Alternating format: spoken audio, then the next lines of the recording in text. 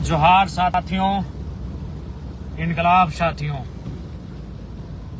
आपको सूचना मिल ही गई होगी, पिछले 25 दिनों से झारखंड राज्य के छात्रों द्वारा जो प्रोटेस्ट चल रहा था रांची के जयपाल सिंह मुंडा स्टेडियम में, उस प्रोटेस्ट की जो मांगे थी, जिनमें कुछ मांगों पर सहमति सरकार के द्वारा पूर्व में बन चुकी थी, लेकिन 2-3 महत्वपूर्ण बिंदु थे, मांगे थे, जिन पर सरकार की सहमति नहीं बन रही थी, जिसके कारण प्रोटेस्ट कंटिन्यू जारी था।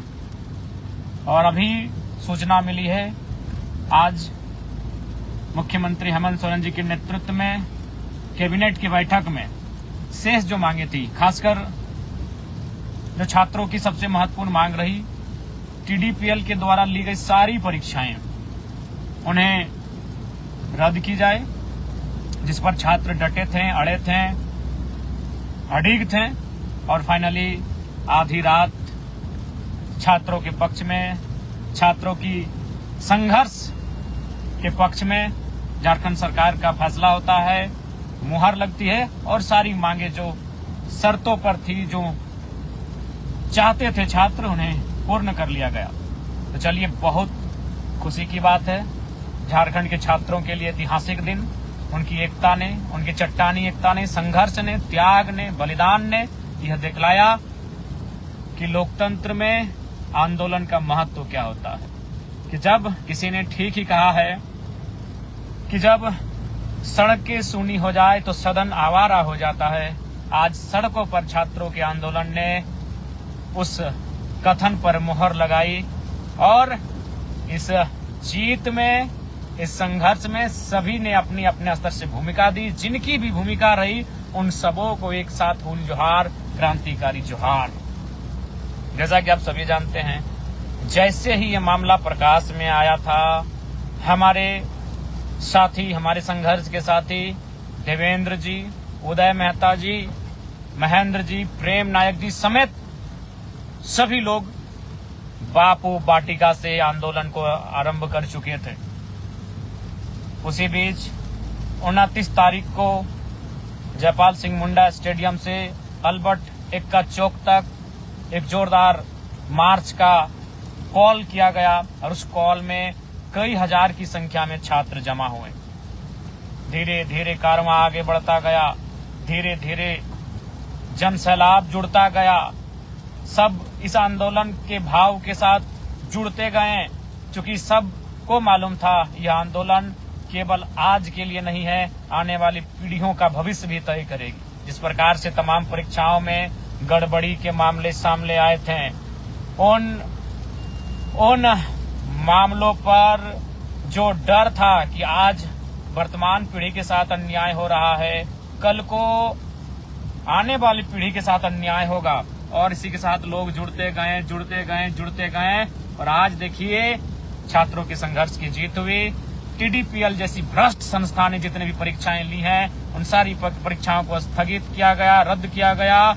हालांकि मुझे कुछ अफसोस उन छात्रों के लिए भी है, मैं उनसे माफी भी मांगूंगा। व्यक्तिगत रूप से मैं उन छात्रों से, उन भाइयों से, उन बहनों से मैं माफी चाहूंगा जिन्होंने ईमानदारी पूर्वक परीक्षा को पास किया होगा। निसंदेह मैं मानता हूं 70-80% धांधली हुआ होगा, 70-80% सीटों को बेचा गया होगा, लेकिन 20-30% सीटें कई ऐसे प्रतिभाशाली छात्र छात्राएं होंगे जिन्होंने अपनी मेहनत से निकाला होगा। उनके लिए अफसोस है, शायद वो हमें माफ करें या ना करें, लेकिन मैं अपने स्तर से उनसे मैं माफी चाहूंगा। लेकिन जिन आज इसकी सारी जवाबदेही उन लोगों पर होती है जिन्होंने परीक्षाओं को, सीटों को बेचने का काम किया है। उन्हें इतनी कड़ी सजा हो कि भविष्य में कोई सीटों को ना बेचे।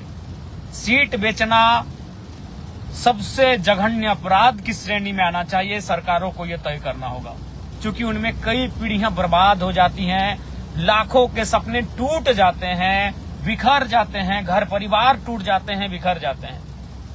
इसलिए और साथ ही साथ पुनः आंदोलन के बारे में आपने देखा, सड़क से लेकर सदन तक अगर कोई मुखर रहा वक्त हमारे साथी रहे सदन में, मैं आवाज बनकर गया और हमारे साथी देवेंद्र जी, उनके संघर्ष को पूरे देश ने शीश झुकाया।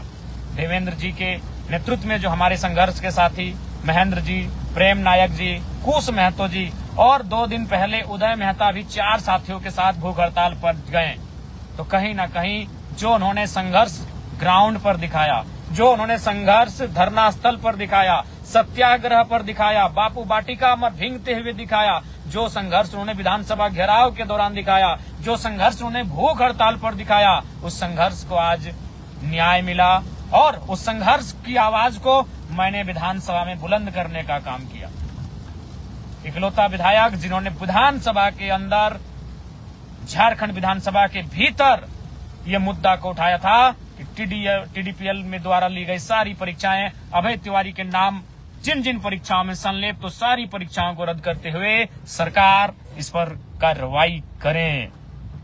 तो चलिए आज सभी साथियों, ये और आपने भी जो कहावत है ना कि लड़ सकते हो तो लड़ो, अगर लड़ नहीं पा रहे हो तो तुम बोलो, बोल नहीं पा रहे हो तो लिखो, और अगर लिख नहीं पा रहे तो जो लोग लड़ रहे हैं, बोल रहे हैं, लिख रहे हैं, उनका साथ दो। चूंकि सबने कहीं ना कहीं अपने स्तर से सहयोग किया, साथ दिया, सबों को धन्यवाद। और विशेषकर उन साथियों को जिन्होंने जो 25 दिनों से धरना स्थल पर डटे रहे, जो 25 दिनों पर जयपाल सिंह मुंडा स्टेडियम में डटे रहे, उन भाइयों को, उन बहनों को सबसे विशेष धन्यवाद, सबसे विशेष जोहार मेरा रहेगा साथियों।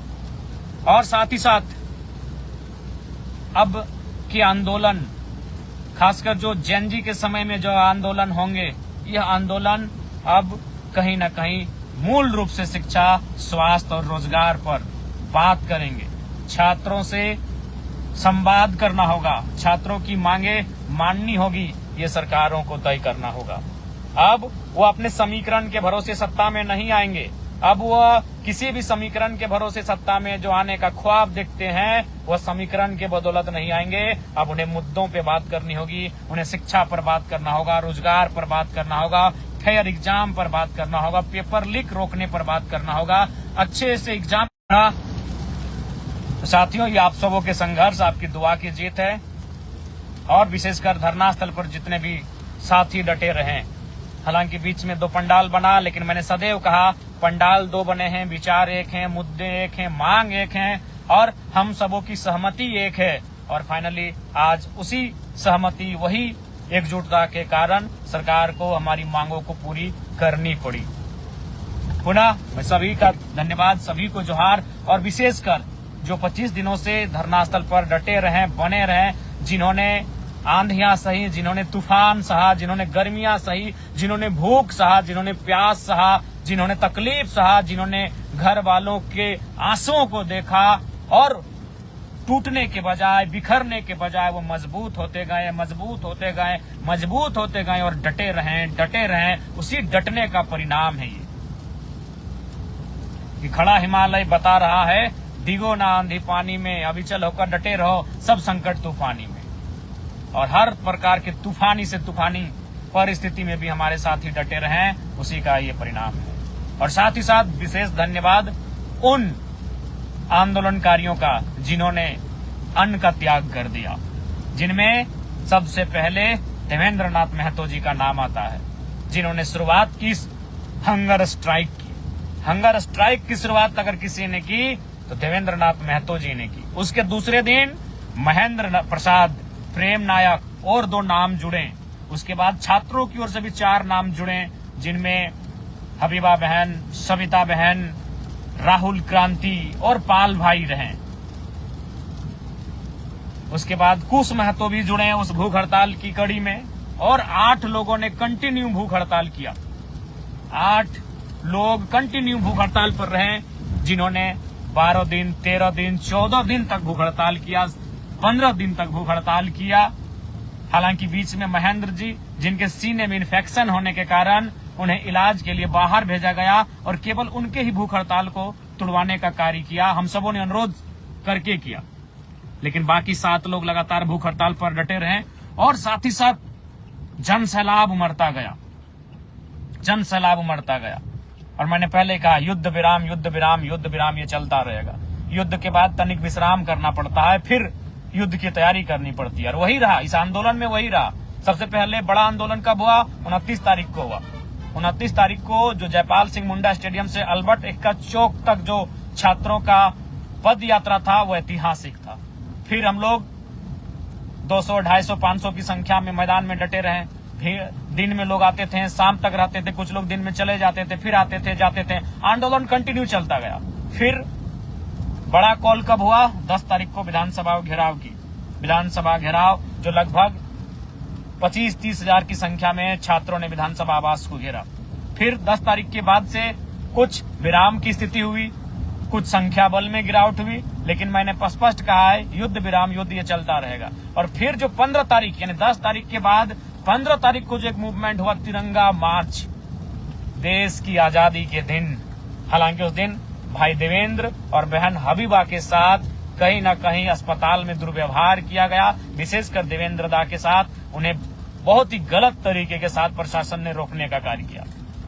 लेकिन उस दिन जो प्रोटेस्ट हुआ तिरंगा यात्रा के माध्यम से 15 तारीख को, वह तीसरा महत्वपूर्ण प्रोटेस्ट रहा। और संभवतः अगर सरकार बातों को नहीं मानती, प्रोटेस्ट तो यूं रोज होते थे, कभी कैंडल मार्च, कभी मशाल जुलूस, तो कभी गुरुजी की पुण्यतिथि पर मार्च, तो कभी शहीद निर्मल महतो की शहादत दिवस पर मार्च। लेकिन उनमें से कुछ कार्यक्रम ऐसे हुए जो पूरी ऊर्जा के साथ और बाकी उस युद्ध की रणनीति के साथ लड़े गए कि युद्ध विराम युद्ध विराम युद्ध। और फाइनली जो कॉल था 20 तारीख को मुख्यमंत्री आवास घेराव का, यह कार्यक्रम भी ऐतिहासिक होने वाला था। सभी छात्र तैयार थे, सभी अभिभावक तैयार थे कि इस बार जो रांची राजधानी में मुख्यमंत्री आवास का घेराव किया जाएगा, यह कार्यक्रम, यह घेराव भी ऐतिहासिक रहेगा, विधानसभा घेराव के तर्ज पर ऐतिहासिक रहेगा। तो कहीं ना कहीं सभी साथियों ने जो एकजुटता का परिचय दिया, आज उसी का परिणाम है कि छात्रों का आंदोलन, झारखंड में आंदोलनरत छात्र छात्राओं का आंदोलन सफल रहा। सरकार को मांगे माननी पड़ी। और यही है क्रांतिकारियों की सोच, आचरण और व्यवहार। यही है कि एक क्रांति का अगर परिणाम आता है तो दूसरी क्रांति के लिए हमें तैयार रहना पड़ता है। अभी इस राज्य में, इस देश में कई क्रांतियां करनी है, कई उलगुलान करने हैं, कई आंदोलन करने हैं, जिससे कि आम शोषित, वंचित, पीड़ित लोगों को न्याय मिल सके। देश की, राज्य की शैक्षणिक, स्वास्थ्य, तमाम व्यवस्थाओं को सुधार किया जा सके। इसके लिए पूरे देश को आगे आने वाले समयों में सत्ता से आंख मिलाकर कई प्रकार के आंदोलन करने होंगे, कई प्रकार के उलगुलान करने पर होंगे, कई प्रकार की क्रांतियों में सहभागिता देनी होगी। पुनः सभी साथियों को जोहार, होल जोहार। और स्पष्ट कहना चाहेंगे, झारखंड राज्य की सबसे छोटी पार्टी है, एकमात्र विधायक वाली पार्टी है, लेकिन हम लोग सदैव छात्रों के हित में, छात्रों के संघर्ष में, छात्रों के त्याग में फ्रंट पर आकर खड़े रहेंगे। चाहे सड़क हो या सदन हो, भूख हड़ताल हो या अनशन हो, धरना हो या सत्याग्रह हो, जेल जाना हो या लाठियों का सामना करना हो, फ्रंट पर लड़ने को हम सब तैयार हैं। और बस आप सबों की दुआएं, आपका समर्थन प्राप्त हो, यही अभिलाषा है। पुनः सभी आंदोलनकारी साथियों को जोहार, सभी साथियों को जोहार, हुल जोहार, इनकलाब जिंदाबाद, जय झारखंड, जोहार झारखंड।